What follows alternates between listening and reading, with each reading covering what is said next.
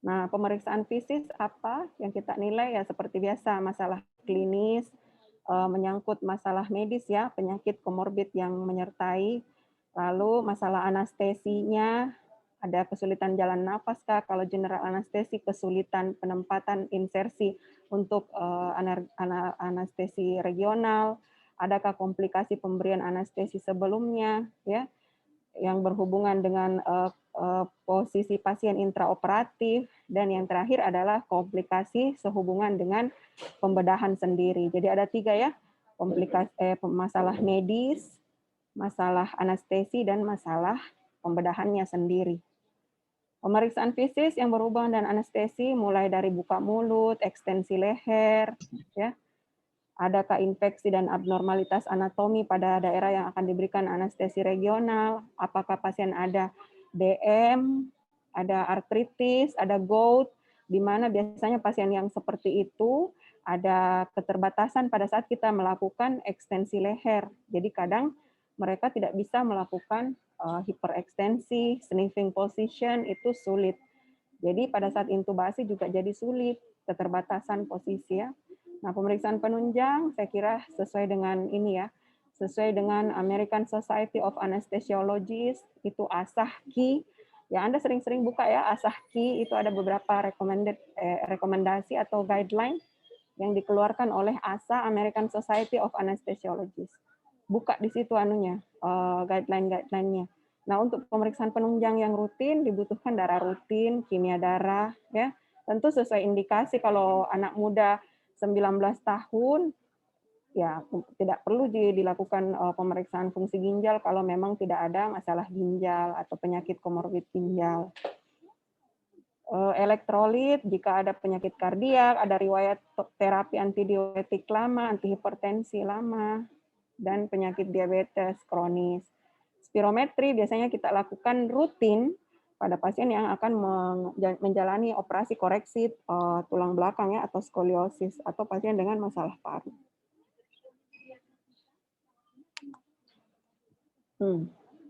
Analisa gas darah juga ini rutin juga kita lakukan pada pasien yang rencana koreksi tulang belakang, apalagi dengan corpse angle yang tinggi ya, dan adanya gangguan restriksi atau obstruksi. EKG dengan ehokardiografi dan chest X-ray, hingga foto servikal, foto segmen tulang belakang lain sesuai indikasi. Misalnya Anda mau melakukan insersi kateter epidural atau SAB, tapi ini pasien ternyata ada metastase, ada tumor ya, ada tumor yang diperkirakan sudah ada metastase tulang belakang, ataupun masih belum ada metastase tulang belakang, tapi sudah ada metastase ke organ lain, misalnya sudah ada tanda metastase ke abdomen, metastase ke hepar. Nah, itu sebaiknya Anda melakukan foto tulang belakang. Jangan sampai kalau mau epidural, mau spinal, ternyata sudah ada metastase juga ke tulang belakang ya. Terus penata laksanaan perioperatif. Nah, sebenarnya penata laksanaan perioperatif ini saya harus bagi-bagi ya, karena tadi saya sudah sampaikan ada beberapa operasi ortopedi khusus. Ya. Untuk operasi tulang belakang, kita masuk dulu ke tulang belakang. Jadi segmennya itu bisa cervical torakal atas, dan bisa torakal atas sendiri, bisa torakal bawah, sampai lumbal. Yang paling ekstrim itu kalau dilakukan operasi di cervical torakal atas. Apalagi kalau pasiennya sudah ada gangguan mobilisasi memang di cervicalnya ya, sehingga pada pasien dengan masalah cervical itu intubasinya dilakukan dengan fiber optic intubation dengan inline position. Untuk airway respirasi pada pasien-pasien dengan trauma atau gangguan tulang belakang itu sudah mengalami penurunan kemampuan batuk dan pembersihan sekret yang mengakibatkan mudah terjadi infeksi paru-paru dan atelektasis. Nah, kardiovaskuler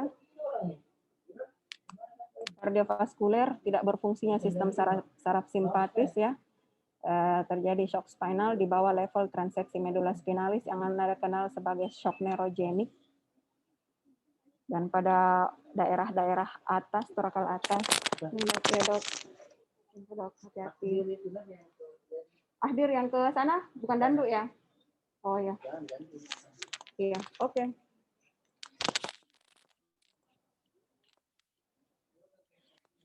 Kami dulu Nadok, yoga nah bulan Desember tuh dia.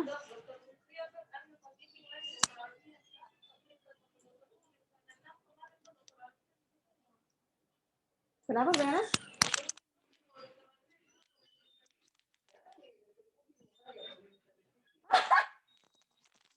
Semua nih, ambil nih.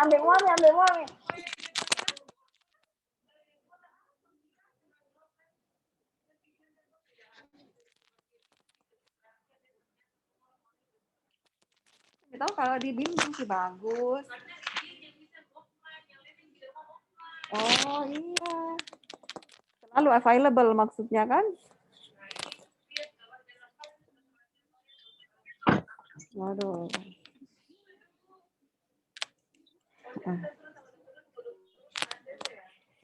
Kodong.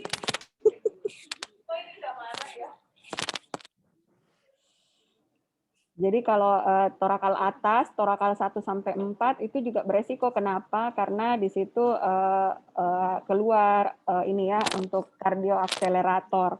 Sehingga kalau trauma di situ atau kita dilakukan operasi di daerah situ harus berhati-hati, bisa mengakibatkan bradikardi dan kemungkinan hilangnya respon takikardi ketika terjadi kehilangan darah ya. Dan pada pasien-pasien yang menjalani operasi bedah tulang belakang atas bisa terjadi hiperkalemia 48 jam post trauma medula spinalis. Nah, operasi pada bedah tulang belakang atas itu kita harus menjaga integritas medula spinalis. Bagaimana menjaga aliran darah medula spinalis, kita mempertahankan tekanan perfusi dan menghindari hiperventilasi yang berlebihan pada paru-paru supaya tetap MAP-nya kita pertahankan dalam level Masuk nih yang pasien, Kak. siapa ini ribut sekali kok Devi.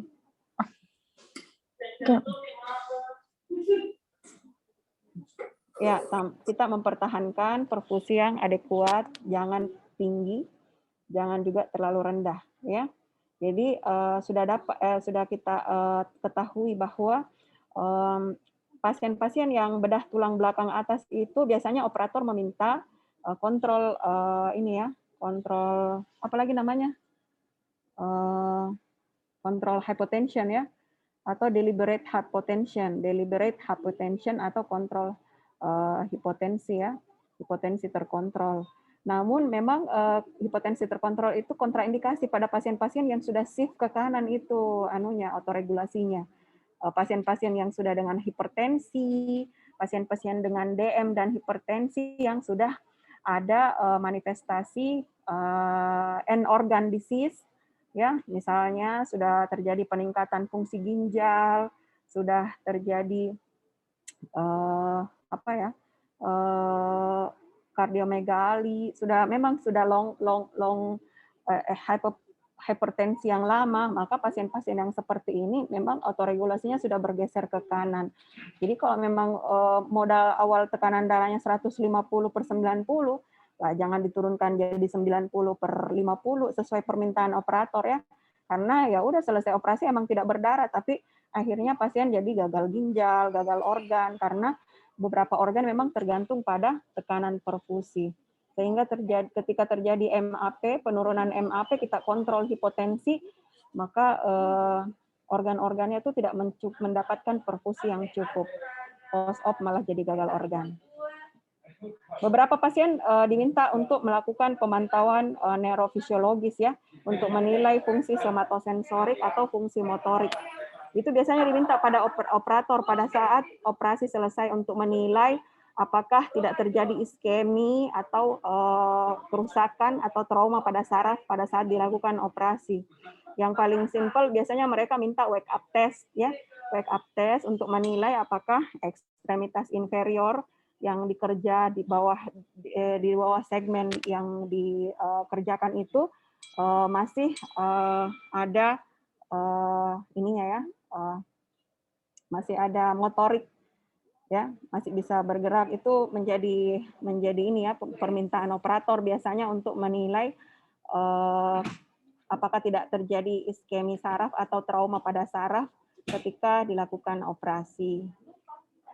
Meskipun sebenarnya yang paling ideal adalah pemantauan neurofisiologis ya, tapi biasanya tidak bisa kita lakukan dengan keterbatasan. Nah, pelaksanaan perioperatif pasien bedah khusus yang lain selain trauma medula spinalis, trauma servikal itu yaitu pada pasien skoliosis. Pasien skoliosis biasanya bermasalah dengan respirasi, di mana ventilasi postoperasi pada pasien paru-paru paru-paru pasien yang kapasitas vitalnya atau vital kapasitinya kurang dari 40% itu biasanya dibutuhkan ventilasi postoperatif. Jadi sudah diedukasi ya. Caranya apa ya? Tentu kita arahkan dulu pasien untuk melakukan tes spirometri ya, tes spirometri. Kalau didapatkan gangguan restriksi yaitu vital capacity-nya kurang dari 40%, maka kita edukasi pasiennya dan keluarganya post-op-nya ini bisa jadi bergantung dengan ventilator dalam durasi yang lama ya, durasi yang lama.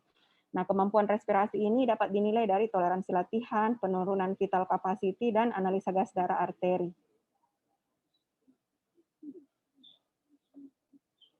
Pada kardiovaskuler, jadi pasien-pasien dengan kapasitas vital paru yang kurang ini bisa terjadi hipoksia alveolar yang memanjang sebagai akibat dari hipoventilasi, hiperkapni, dan mismatch hiperve yang mengakibatkan pembuluh darah paru jadi konstriksi. Dan karena sudah lama, akhirnya dia bersifat irreversibel, mengakibatkan hipertrofi ventrikel kanan dan hipertensi pulmonal yang irreversibel. Jadi pada pasien-pasien yang skoliosis berat, itu biasanya kita mendapatkan pasien mengalami ini, hipertrofi ventrikel kanan dan hipertensi pulmonal. Ya. Makanya pada pasien-pasien yang skoliosisnya berat, itu juga dikonsulkan ke kardiologi. Dikonsulkan ke kardiologi selain pulmonologi ya. Selain pulmonologi juga dikonsulkan ke kardiologi. Nanti dilakukan pemeriksaan echo, dilihat untuk apakah ada hipertrofi ventrikel kanan dan hipertensi pulmonal. Apa masalahnya pasien operasi durante op pada pasien dengan skoliosis? Pada posisi prone, untuk pendekatan posterior dari vertebra, biasanya komplikasi yang kita takutkan terjadinya trauma plexus brachialis dan ischemic optical nerve ya, saraf optik nervus opticus itu mengalami iskemia ya, sehingga bisa terjadi kebutaan kalau pada posisi prone itu kita tidak hati-hati pada saat kita menempatkan mukanya ya, menempatkan wajah, dan sampai tertekan bola matanya nanti mengalami ischemic optical nerve. Untuk posisi operasi lateral, jadi pasien operasi skoliosis bisa prone, lateral juga bisa. Kalau pada posisi lateral, pada anterior approach dari vertebra, biasanya dengan convex atau yang skoliosisnya itu bagian atas yang membentuk kurva ya, konveksitas bagian atas yang membentuk kurva. Di mana pada anterior approach atau lateral approach itu biasanya digunakan teknik one lung ventilation. Jadi pipa endotracheal paru double lumen digunakan untuk mengempeskan bagian paru pada bagian yang akan dibedah. Jadi kalau approach-nya dari kanan, maka biasanya dikempeskan nanti paru kanannya ya supaya memudahkan operator. Biasanya post-op-nya nanti ini ya pada pasien-pasien tertentu dipasang chest tube ya. Jadi ada sedikit torakotomi ya, plus torakotomi di situ ya, sternotomi karena dia buka dari samping, dari lateral. Nah, perdarahan mayor ini merupakan komplikasi yang sangat sering kita dapatkan pada pasien skoliosis. Kenapa? Karena memang apalagi kalau konveksitasnya besar ya, bengkoknya itu besar, sudut bengkoknya atau corpse angle-nya itu besar, dan segmen yang dikerja itu banyak. Maka persiapan komponen darah itu wajib dengan ini ya, yang biasa seperti pada operasi jantung ya, perbandingan 1:1 untuk komponen darah yang disiapkan, dan teknik hipotensi kendali ya. Kalau skoliosis ya biasanya sih pada pasien-pasien muda ya, dan bersifat kongenital, sehingga biasanya dengan teknik hipotensi kendali itu masih aman kita lakukan. Karena kecuali kalau yang dikerja skoliosisnya ini orang tua yang sudah geriatri, sudah hipertensi lama, umur 68 tahun, ya mungkin ini teknik hipotensi kendali sulit, tidak bisa kita lakukan pada pasien tersebut. Nah, hipoksemia arteria memanjang tadi ini itu bisa mengakibatkan hipertrofi ventrikel kanan dan hipertensi pulmonal. Apalagi yang menjadi perhatian pada pasien skoliosis, hipotermi, karena prosedurnya lama dan luas daerah yang terkena. Dan kita perlu tadi ini menjaga integritas dari medula spinalis. Untuk menilainya ya itu tadi saya sampaikan, biasa operator post-op-nya minta wake up test ya, untuk menilai integritas dari medula spinalis, apakah ada iskemi atau trauma medula spinalis waktu dikerja-kerja ini ya, tulang belakangnya, makanya dia minta wake up test. Sorry ribut sekali kan. Lalu pencegahan dan penanganan emboli udara pada vena. Selanjutnya apa? Operasi apa lagi yang khusus? Itu penyakit degeneratif pada kolumna vertebralis. Saya kira ini paling sering ya kita temui, stenosis spinal, spondylosis, spondylolistesis, di mana prosedurnya bisa laminektomi servikal dengan anterior approach, ya, di mana kalau anterior approach insisi bedahnya itu dari batas anterior dari otot sternocleidomastoideus di dekat. Nah, ini komplikasinya karena dia dikerjakan di daerah struktur yang vital seperti arteri karotis, esofagus, trachea, maka bisa terjadi odem dan trauma nervus yang rekuren di daerah dekat-dekat situ, atau malah kalau ini bahaya kesenggol dikit bisa kena nih struktur-struktur penting ini. Nah, ini tadi, paraplegi adalah komplikasi yang diketakuti pada operasi tulang belakang, sehingga biasanya untuk mendeteksi itu, intraoperasi dilakukan wake up test dan pengawasan neurofisiologis. Ya, paling mudah sih wake up test ya. Jadi kalau pasien-pasien yang dilakukan operasi tulang belakang, udah tanya dulu ke operatornya, mau dilakukan wake up test nggak dok? Jangan sampai kau sudah kasih pelumpuh rocuronium, vecuronium, lantas dia minta wake up test. Udah selesai 2 jam ya, itu belum ini ya, belum selesai efek pelumpuh ototnya, terus anestesinya mungkin agak dalam. Nah itu wake up testnya jadi lama kita tungguin. Jadi emang sudah dibicarakan sebelumnya ada wake up test atau enggak. Kalau ada ya kita memberikan teknik anestesia yang recovery-nya cepat ya. Biasanya teknik TIVA, total intravenous anesthesia, kombinasi dengan dexmedetomidine, atau bisa juga dengan menggunakan inhalasi yang cepat ininya ya, cepat durasi keluarnya seperti sevofluran atau desfluran. Apalagi pada pasien penyakit degeneratif pada kolumna vertebralis, ini rheumatoid arthritis ya. Rheumatoid arthritis ini penyakitnya, tapi manifestasi untuk operasinya bisa di mana aja ya. Biasanya sih dikerja di sendi-sendinya, misalnya pada lutut, di daerah tangan yang dioperasi. Jadi ini merupakan penyakit inflamasi kronis yang menghancurkan persendian dan jaringan ikat yang berdekatan, kemudian menjadi penyakit sistemik yang mempengaruhi sistem organ utama. Nah, paling bahaya yaitu pada pasien dengan rheumatoid arthritis itu pada cervicalnya bisa terjadi perubahan anatomi ya, sehingga kita sulit mengekstensikan pasien, jadi susah ventilasi, susah intubasi. Ya. Apalagi operasi ekstremitas atas biasanya dibantu dengan blok supraklavikula, brachialis, dan interscalenus atau murni anestesi umum. Tapi hati-hati pada blok interscalenus itu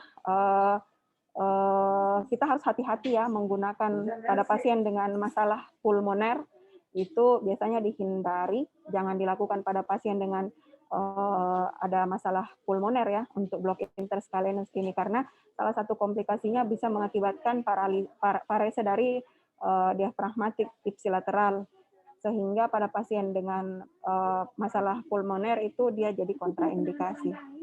Oh ribut banget, ribut banget. Terus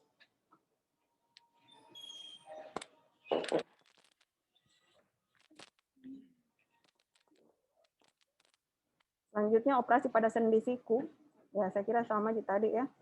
Bisa dengan blok supraklavikula, pada plexus brachialis juga blok plexus brachialis, blok aksiler. Tapi kalau dengan blok aksiler biasanya tersisa kini muskulokutaneusnya tidak terblok ya.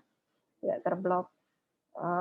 Tapi ya hati-hati ya pada blok-blok yang di atas ini, supraclavicular, resiko pneumotoraks, tapi itu biasanya kita hindari dengan menggunakan guiding USG. Kalau dengan guiding USG kita bisa melihat jarum kita ini menuju kemana, di mana letak pleuranya, sehingga kita tidak menusuk hingga sampai ke pleura. Ya.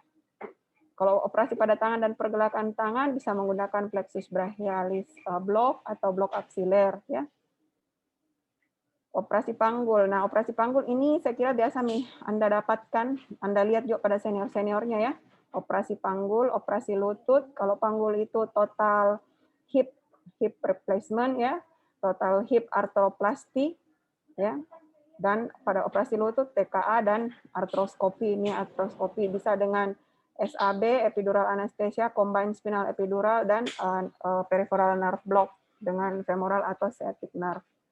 Pada operasi ekstremitas bawah, biasanya pasien datang dengan nyeri hebat, dan pada pasien-pasien tertentu karena sakitnya, karena nyerinya ini bisa memberikan gambaran iskemik miokard. Ya, saya ingat kita pernah ada konsul pasien orang tua ya dengan fraktur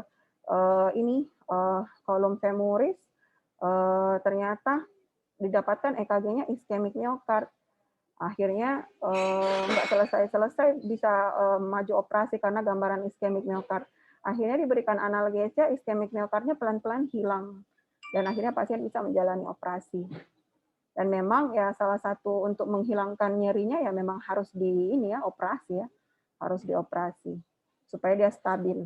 Karakteristik lain pada pasien fraktur panggul adalah sering terjadi hipoksia perioperatif akibat dari emboli lemak ya. Kalau embolinya kecil ya bisa jadi hipoksianya tidak terlalu desaturasi. Tapi kalau emboli lemaknya besar bisa sampai cardiac arrest ya karena hipoksianya berat.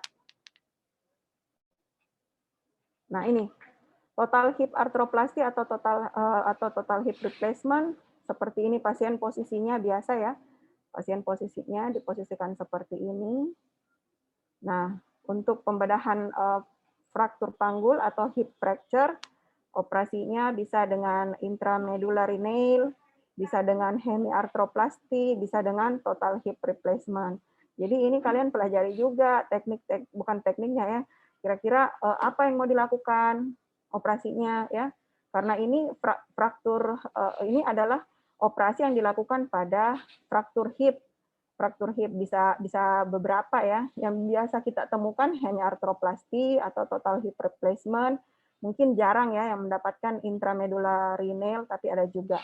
Nah, ini menentukan apanya? Posisinya, terus menentukan juga durasinya biasanya ya. Tapi biasanya durasi ini tergantung dari operator juga ya. Ada namanya learning curve. Jadi semakin sering seorang operator melakukan tindakan atau prosedur tersebut, maka semakin bagus learning curve-nya, bisa semakin cepat prosedurnya dia lakukan, dan semakin bagus kualitasnya. Ya.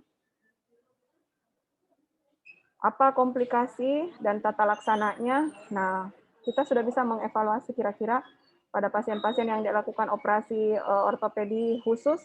Nah, ini tadi yang paling banyak kalau operasi tulang belakang, perdarahan, kelumpuhan saraf, ya, rheumatic arthritis, komplikasi yang berhubungan akibat komorbid, penyakit penyerta ya, misalnya coronary artery disease, penyakit cerebrovaskular atau PPOK atau diabetes bisa mengakibatkan beberapa komplikasi yang sehubungan dengan komorbidnya tersebut. Nah, pasien dengan trauma medula spinalis bahkan setelah operasi masih bisa didapatkan spinal shock syndrome. Durante operasi bisa didapatkan perdarahan, emboli, dan bone cement implantation syndrome. Saya kira bone cement implantation syndrome masih ingat semua ya karena barusan melewati ujian CBT kemarin kan. Nah, bone cement itu merupakan senyawa polimetil metakrilat, itu yang bau sekali biasa Anda cium toh kalau sudah dicampur.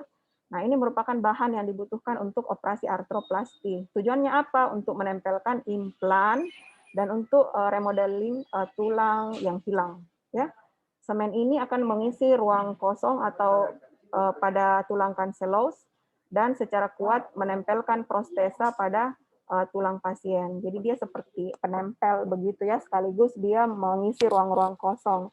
Nah, pemasangan semen ini bisa mengakibatkan hipotensi. Makanya biasanya operator itu sangat aware, dia kasih tahu, "Dok, bond semen, Dok." Maksudnya biar kalian perhatikan begitu loh. Karena mereka tahu pemasangan bond semen atau bond semen implantation ini bisa mengakibatkan sindrom, bisa sampai pasien cardiac arrest loh kalau tidak ditanganinya. Jadi bisa mengakibatkan hipotensi, hipoksia, aritmia, dan hipertensi pulmonal. Kenapa? Karena bond semen ini bisa terjadi absorpsi sistemik dari komponennya. Jadi tubuh kita bisa mengabsorpsi secara sistemik komponen monomer metil metakrilat ini atau PMMA tadi, yang di mana bisa mengakibatkan vasodilatasi dan penurunan resistensi pembuluh darah sistemik. Nah, pelepasan jaringan tromboplastin bisa memicu agregasi platelet, membentuk mikrotrombus di paru, dan ketidakstabilan hemodinamik. Ya, jadi emboli, selain itu emboli merupakan komplikasi yang paling sering pada insersi dari prostetik bagian femur pada prosedur tulang panggul.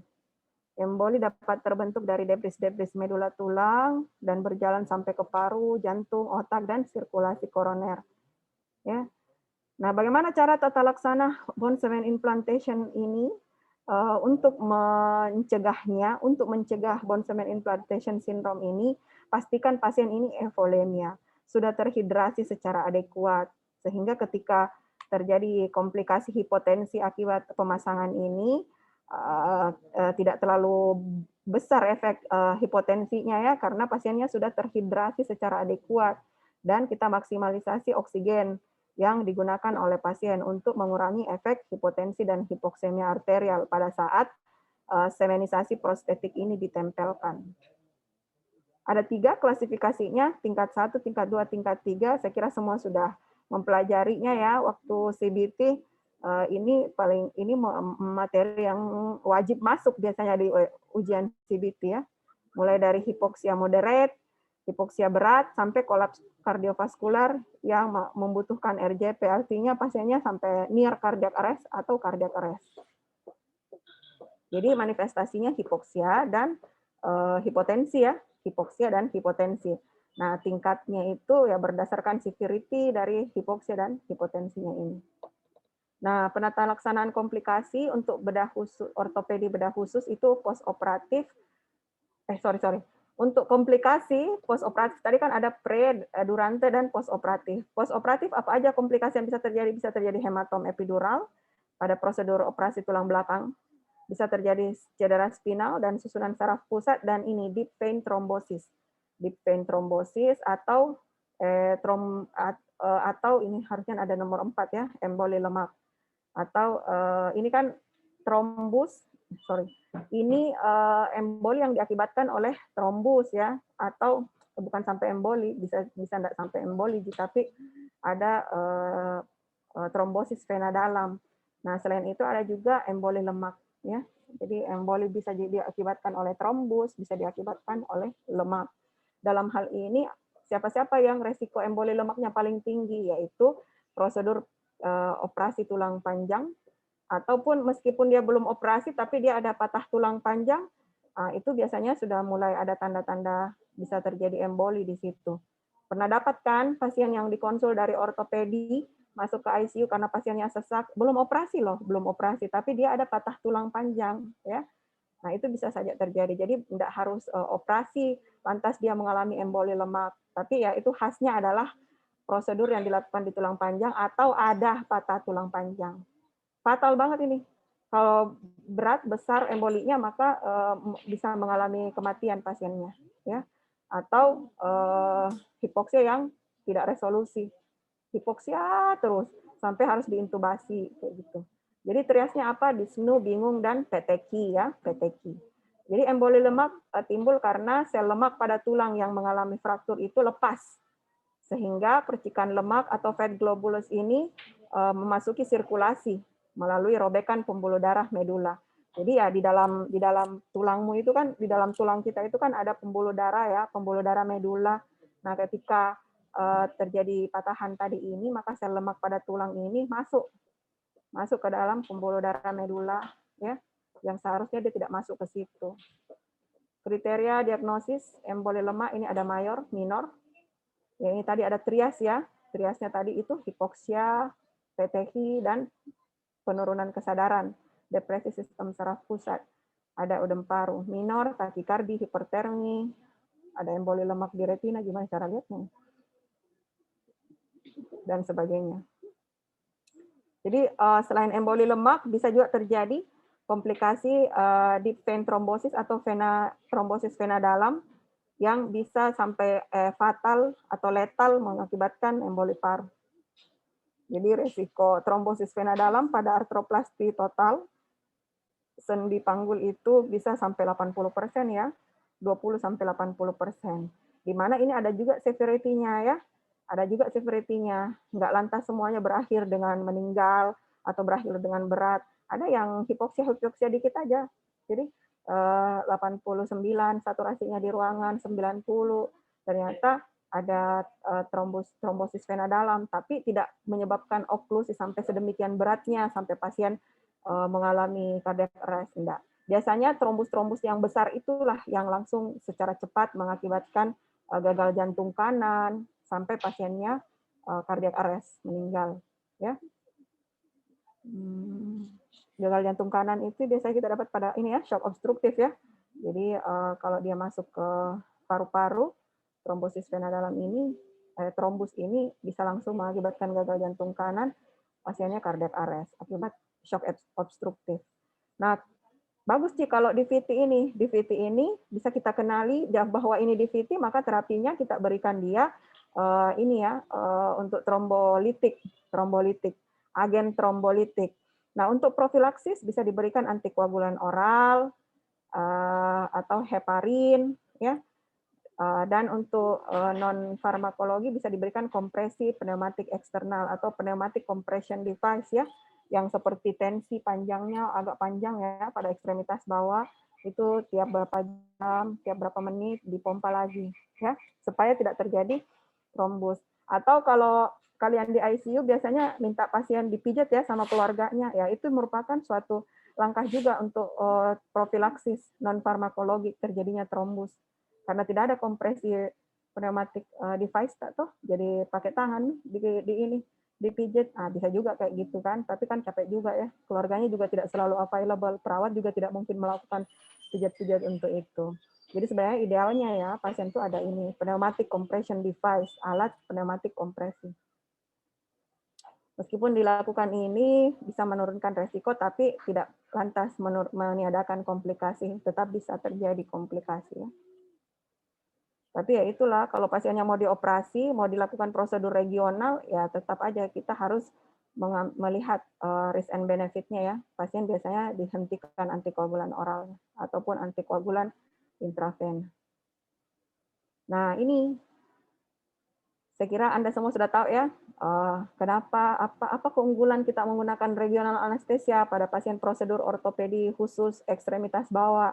Nah ini untuk menurunkan insiden DVT ya. Karena regional anestesia, agen-agen regional anestesia dalam hal ini agennya seperti bupivakain, lidokain itu memiliki efek vasodilatasi ya, efek vasodilatasi pada pembuluh darah sehingga mengakibatkan insiden DVT ini menurun.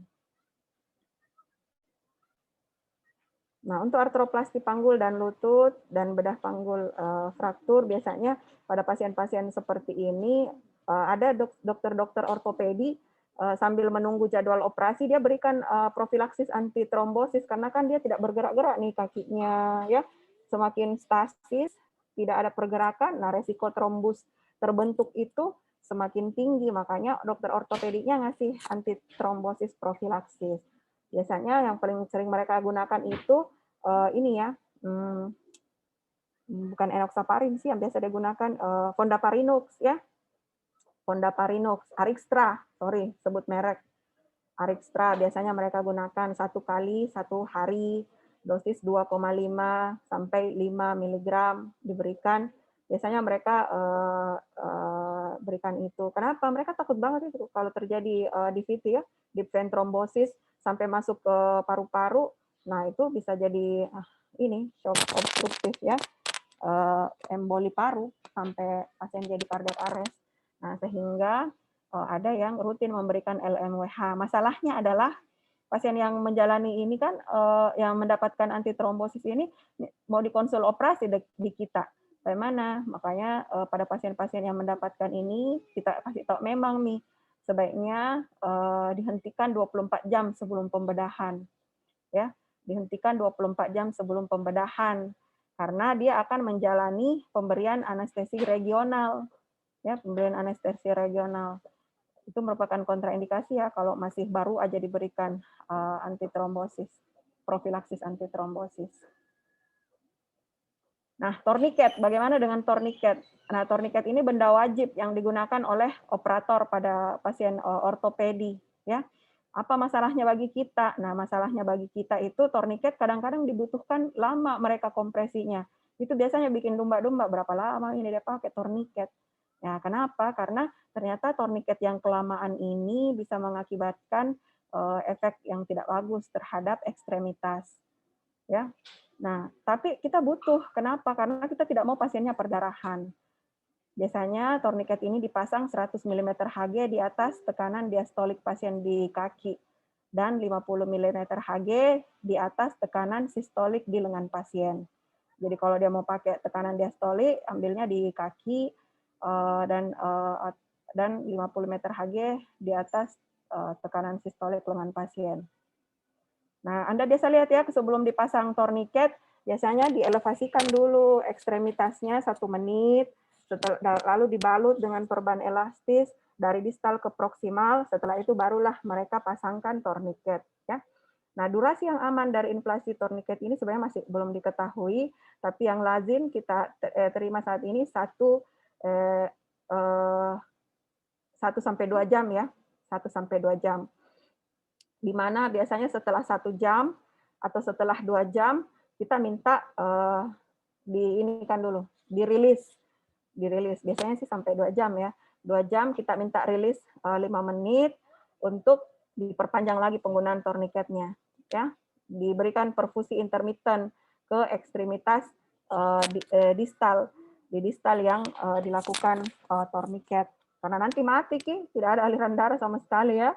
Nah, itu yang kita takutkan. Biasanya sih 2 jam, setelah 2 jam kita rilis dulu selama 5 menit, baru dipasang kembali. Masalahnya itu kadang-kadang pada saat dirilis, ya kita tiba-tiba keluar nih darahnya banyak sekali. Saya pernah dapat seperti itu. Pasiennya tiba-tiba bradikardi, nggak ada takikardi sama sekali. Karena kayaknya dalam 5 menit itu keluar darah 1 liter deh. Mungkin ya. Iya, 1 liter, karena dia dilakukan di ekstremitas bawah itu hari, dan pada saat dirilis memang masih ada pembuluh darah yang tidak aman begitu ya, yang masih terbuka. Ya. Nah, inflasi yang berkepanjangan lebih dari 2 jam secara rutin mengakibatkan disfungsi otot transien dan bisa mengakibatkan rhabdomyolisis dan kerusakan saraf permanen. Jadi pada saraf-saraf yang di daerah bawah dari yang ditorniket itu bisa mengalami kerusakan saraf permanen. Makanya kita sepakat ya setelah 2 jam dirilis dulu. Malah ada yang mengambil 1 jam amannya, ya, dirilis dulu, diberikan lagi dulu aliran darah, ya. Habis itu dipasang lagi torniketnya kalau memang masih butuh ya. Nah, pada saat dilepaskan torniketnya ini kayaknya ada ya waktu ujian CBT. Pada saat pelepasan torniket, kalau bukan CBT ini, CBT yang sebelumnya mungkin, yang salah satu efek sistemik yang didapatkan adalah ketika deflasi torniket didapatkan asidosis metabolik sistemik. Kenapa? Pada saat di torniket itu ekstremitas, maka akan terjadi kekurangan perfusi ya ke daerah distal yang di torniket, sehingga terjadi metabolisme anaerob di situ. Tidak ada aliran darah, terjadi metabolisme anaerob, terjadi penumpukan asam laktat. Terjadi penumpukan asam laktat akibat metabolisme anaerob. Akibatnya ketika dideflasi, penumpukan asam laktat tersebut lepas. Ya, jadi secara sistemik didapatkan asidosis metabolik yang bersifat transien. Karena asam laktat ini kan akan dimetabolisme kalau secara normal. Ya, jadi bersifat transien saja. Nyeri torniket di samping anestesi operatif yang adekuat timbul setelah 45 menit. Jadi biasanya pada pasien yang di tourniquet setelah 45 menit atau 1 jam dia sudah mulai tidak nyaman tuh, ya, sudah mulai tidak nyaman kalau tidak adekuat ki blok tak ya. Biasanya sudah mulai tidak nyaman, goyang-goyang. Kenapa? Karena memang ada nyerinya setelah dilakukan tourniquet. Biasanya kita tambahkan pasiennya diberikan opioid. Saya kira untuk anestesi, pemilihan anestesi, ya kalau bukan anestesi umum ya regional. Anestesi regional keuntungannya ini ya, paling sering ya kalau pasien-pasien ekstremitas bawah, yaitu tadi efektivitinya, kita menurunkan efektivitinya, memberikan analgesia post-operasi, menurunkan kejadian mual muntah, ya. Kalau obat anestesi umumnya kurang, berarti depresi terhadap pernafasan dan sirkulasinya kita kurangi. Blok saraf simpatis dapat mencegah perfusi, ya, mengurangi kehilangan darah intraoperatif, menurunkan tekanan darah, mendistribusi aliran darah ke pembuluh darah besar, menurunkan tekanan vena setempat. Ya, ini adalah keuntungan dan kerugian dalam pemilihan anestesi baik itu regional maupun umum. Keuntungan anestesi regional ya ini jalan nafasnya tetap terjaga, tapi kerugiannya, thank you, hati-hati ya. Ya, biasanya kita kesulitan memposisikan pasien, khususnya pada pasien orang tua, ya. Nah, apalagi keuntungannya, kita tidak memberikan sedasi yang banyak pada pasien, kita tidak memberikan obat-obat hipnotik sedatif sehingga postoperatif delirium atau cognitive dysfunction akibat penggunaan obat-obat benzodiazepin atau obat-obat hipnotik sedatif itu bisa kita kurangi resikonya. Nah, kerugiannya ya itu pasiennya kalau orang tua ya banyak goyangnya, banyak bicara. Kalau tidak ini ya, kadang-kadang kalau dengan anestesi regional tidak adekuat sedasinya ya, sedikit-sedikit goyang, sedikit-sedikit tidak nyaman bicara. Kadang-kadang hal tersebut yang bisa membuat juga operator tidak nyaman. Kenapa dok? Kenapa dok? Oh enggak, pasiennya ini sudah mulai rewel, sudah mulai ini ya, sudah mulai habis efek obat sedasinya yang diberikan di awal. Akhirnya mesti kita ulang lagi. Nah, itu kan resiko terhadap ini ya, fungsi mental orang tua. Ya, saya kira ini saja mungkin yang bisa saya berikan. Menyangkut ini sudah jam berapa nih? Sudah jam 17.30. Ya. Salah satu analgetik postoperatif yang saya kira akhir-akhir ini sering Anda lihat dan mungkin semakin masif kita pelajari yaitu blok saraf perifer, di mana blok saraf perifer ini dikembangkan untuk menangani nyeri postoperatif, di mana pada operasi total knee replacement dapat digunakan blok saraf femoralis dan nervus ischiatic. Pada total hip replacement dapat digunakan blok plexus lumbalis, fascia iliaca, dan blok ischiadica. Saya kira cukup dari saya. Kalau ada pertanyaan, kita punya 5 menit untuk pertanyaan. Silakan.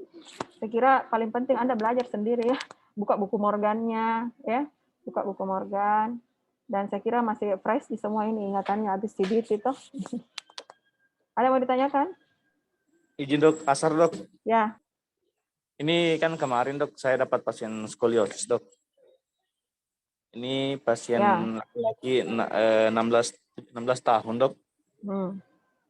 Itu untuk standar MAP yang bisa kita turunkan sampai berapa dok? Karena kemarin kan saya sudah bisa pertahankan sampai itu tensinya 102/58/60 dok. Tapi BPJP itu maunya tensinya 100 ya 100 dok, nggak boleh turun 90.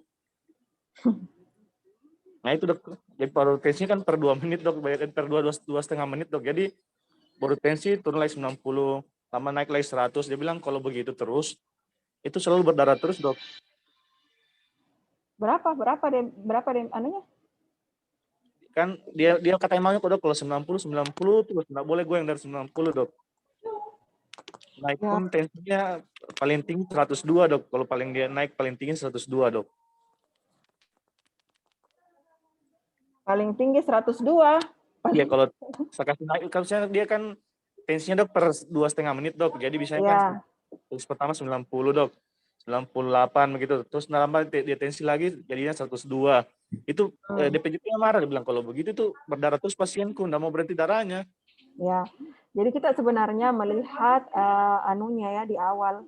Kalau masih pakai kriteria lama, ya namanya kontrol hypotension itu memang antara 80-90, sistoliknya itu 80 sampai 90, diastoliknya itu 50 sampai 65.